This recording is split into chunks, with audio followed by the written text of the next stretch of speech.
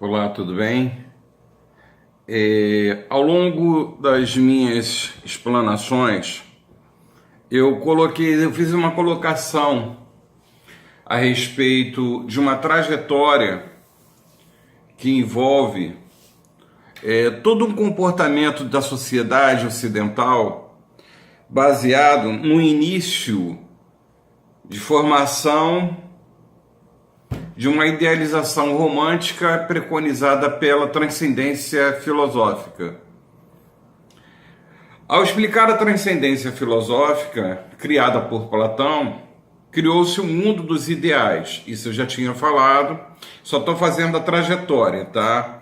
Então, a partir disso, todo o nosso comportamento humano passou a ser regulado através das idealizações. E disso se aproveitaram, as normas e as regras às quais a sociedade se sujeita. Muitas delas são normas que são altamente neuróticas, como a de uma igreja medieval, durante 13 séculos, que promoveu uma ignorância, onde que se matavam as pessoas, aonde aconteciam denúncias vazias de bruxismo, de feitiçaria. E na realidade, essa sociedade gerou uma sociedade completamente controlada pelas forças dominantes, sejam elas igreja, sejam elas governos e reinos. A partir daí, se formou uma mentalidade romântica. A partir disso, eu dei os exemplos, da Branca de Neve. Eu dei o exemplo da mulher, que insiste em beijar sapo pensando que ela tem um poder transformador sobre o homem. E eu consegui ainda fazer uma trajetória onde o idealismo foi combatido, ou seja, a transcendência filosófica foi combatida através dos corporalistas. E os primeiros corporalistas foram os estoicos, em que eles definiram que os encontros dos corpos definiriam os acontecimentos. Citei o exemplo do francês, que se tornou um dos maiores poetas do mundo a partir de um evento, quando ele era bem jovem na Primeira Guerra Mundial. E dessa forma, eu fui seguindo a trajetória em que os corporalistas eles começaram a tomar uma proporção a partir de filósofos altamente críticos, como Nietzsche. Nietzsche foi um crítico feroz a essa grande manipulação de uma moralidade hipócrita em que submetia as pessoas a uma regulação de inibição da sua própria sexualidade. Quem falará isso mais tarde será um filósofo contemporâneo, que é Michel de Foucault. Michel de Foucault, na sua obra principal chamada O Uso dos Prazeres, ele escreveu muito livro, mas ele acusa essa questão da formação, da comparação de como o homem não era permitido ao ser humano o uso dos prazeres na nossa sociedade. Embora na sociedade grega antiga, antes de Platão, a questão da homossexualidade, por exemplo, não era vista como pecado. Esse tipo de coisa não era visto como algo de anormal, e sim uma prática condenadas por alguns, toleradas por outros, defendidas por outros. Mas a grande questão é que nessa trajetória eu apresentei o conceito de potência, de Spinoza, e o surgimento da questão que abordou uma grande diferenciação, uma fronteira entre Freud e Reich, onde Freud defendia a emoção como uma questão subjetiva e Reich defendia a questão da emoção ligada também ao corpo. Eu dei um exemplo de um garçom que era altamente polido, altamente contido, e o Freud e o Reich, perdão. O Reich tinha percebido que ele tinha uma tensão guardada dentro dele até o momento em que ele pede que Reich bata nele. Reich o surpreende batendo nele, e eu fiz aquele esquemazinho, lembra? De que as emoções, as nossas energias biológicas, né, conhecidas, chamadas por Freud como de libido, estavam comparadas a uma bexiga.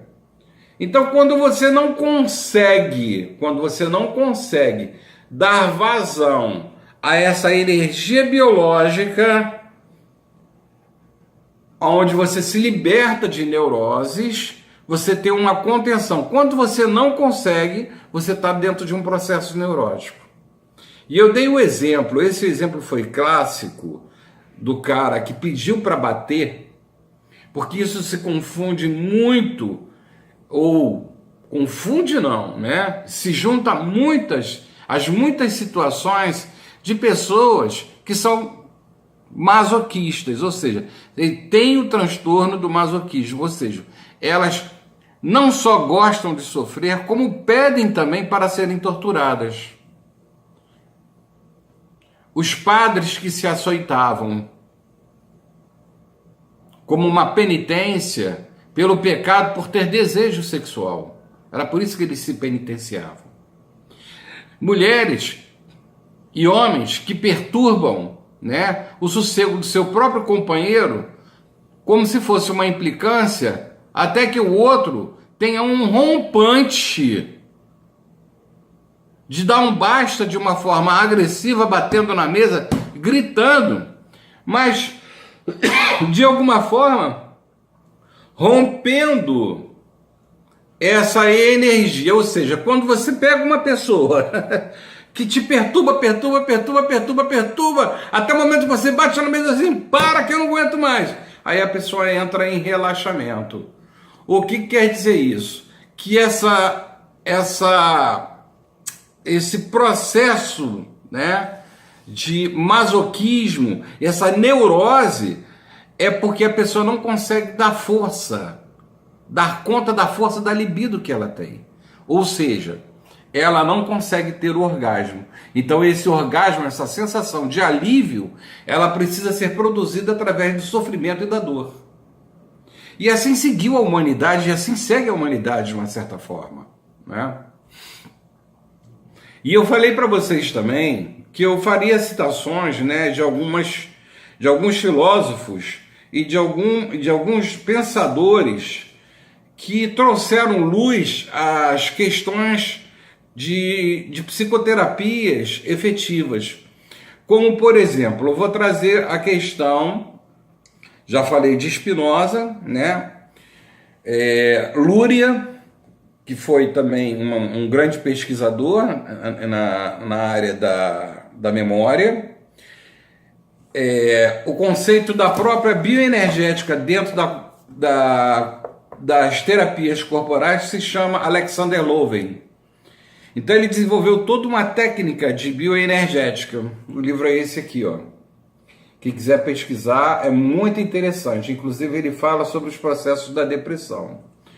Um outro terapeuta corporalista muito interessante, né, é Frederick Pierce, em que ele vai falar sobre a Gestalt terapia, ou seja, o encadeamento, ou seja, um processo traumático que você tenha passado, ok? Ele tende a se repetir ao longo do tempo, e aí você tem que voltar, romper esse encadeamento inicial e fazer um processo de ressignificação. Mas os grandes críticos desse processo louco de uma sociedade controlada através do moralismo hipócrita, né? Nós temos algumas figuras de destaque, como, por exemplo, já citado aqui, Michel de Foucault, que é um dos mais recentes, em sua obra O Uso dos Prazeres, né? Deleuze, que pregava a desconstrução das organizações, no sentido de que o homem conseguisse obter uma certa liberdade, um livre-arbítrio, né? E ele escreveu um livro muito interessante com Félix Guattari, chamado O Anti-Édipo.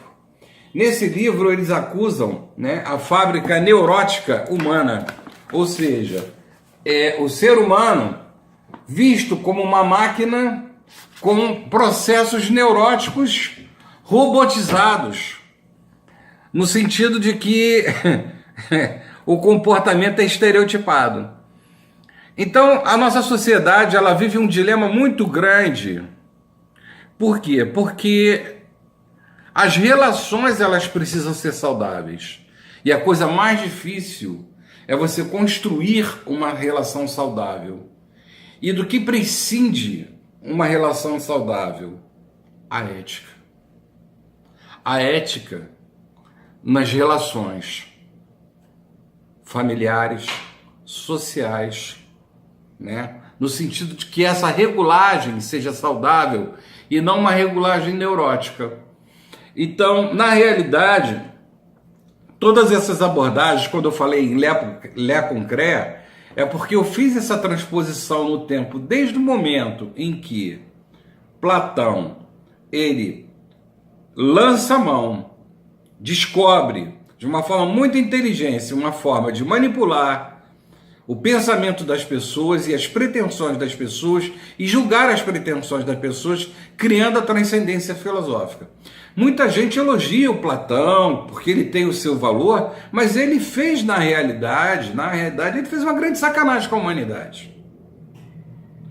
E aí começaram os críticos, né, como Nietzsche e todos esses demais que eu citei, que começaram a fundamentar um novo tipo de entendimento e uma nova abordagem, uma nova leitura de terapia. Então, quando a gente fala em terapia, a gente não pode pensar somente num viés. A gente tem que pensar num viés de vida. Ou seja, você encontra um paciente normalmente num viés de morte, de depressão, de aniquilação das suas vontades por essas forças impositivas, por essas forças neuróticas que fazem com que você peça para sofrer, que é o princípio masoquista que Reich lá fundamentou muito bem. Então, na realidade, você pode, através de um processo terapêutico, você trabalhar a libertação dessas questões que envolvem a depressão e tantas outras, né? Porque a depressão, na realidade, é um abandono emocional. Dessa forma, a psicoterapia, ela precisa ser dinâmica e ela precisa ser breve, porque você não precisa casar com seu paciente, você precisa trabalhar de forma focal. Então, o trabalho focal na psicoterapia, ele passa a ser muito importante na medida em que você consegue descobrir o que o teu paciente tem e você desenvolve a metodologia de tratamento para ele. Ok? Então, eu queria agradecer, eu estou fechando essa questão e nós vamos falar na próxima vez, como eu prometi, sobre a questão existencial, né? A questão existencial, a fundamentação existencial do ser humano, tá? Onde Bert Helling desenvolve um papel fundamental. Ok, gente? Muito obrigado, grande abraço a vocês e a gente se vê novamente, tá? Me encontrem no YouTube e na minha página Clínica de Psicoterapias. Muito obrigado.